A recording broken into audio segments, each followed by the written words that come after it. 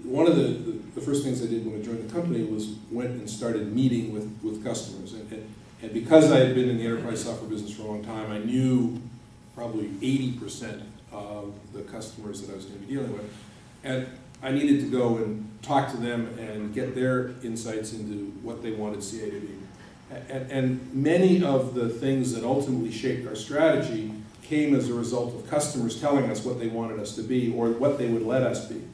And so the fundamental insight that customers needed someone to help them manage large, complex, heterogeneous environments was really a customer-driven insight. They were the ones who told me. Now they very quickly in their next breath said, and oh, by the way, we're going to deal with fewer vendors because you're in a enterprise software market's consolidating market. And those vendors have to be more capable, and we have to trust our vendors.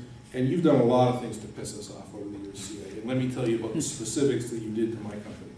So I got to listen to a litany of horror stories of things that my firm had done to their firms over the years.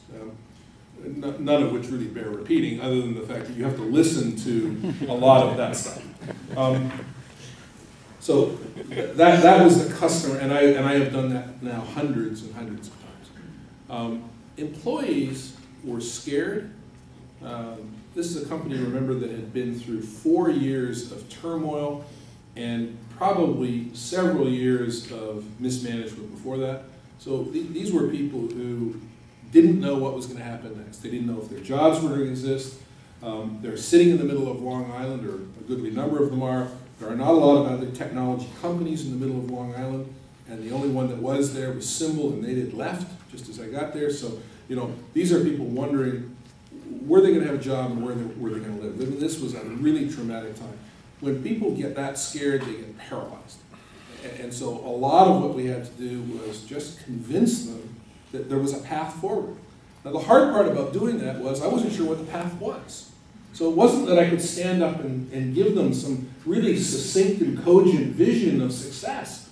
So I didn't know what success was. I just knew that there was a path. And I was sort of saying, trust me, I'll find a way through this. And it'd be nice if you guys came along for the ride. It's gotten a little easier to tell that story over the last couple of years, but it certainly wasn't easy the first time.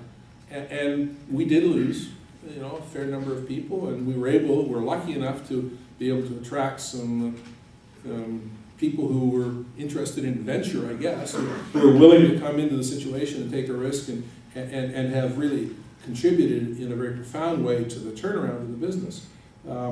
But that was not easy. Getting employees to actually understand that things were going to be okay if they sort of worked hard and helped the company move forward, even today is still a bit of a concern.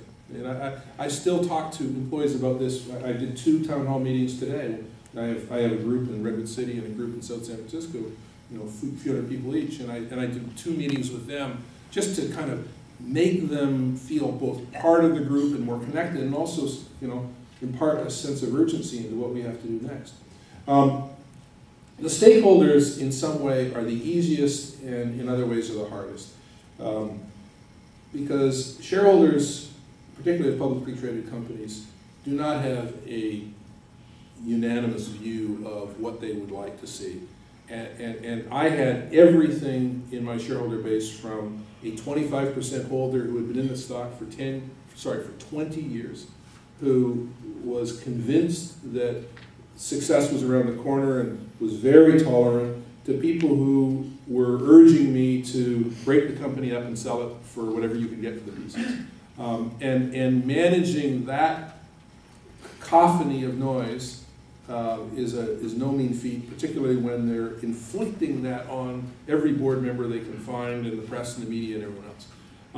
Luckily, we were able to convince them that if they gave us some time, we might be able to figure this out. And if they didn't give any time, bad stuff was going to happen no matter what. So they did give us a little bit of time, and ultimately they were able to sort of see enough forward progress that I think they were sort of satisfied.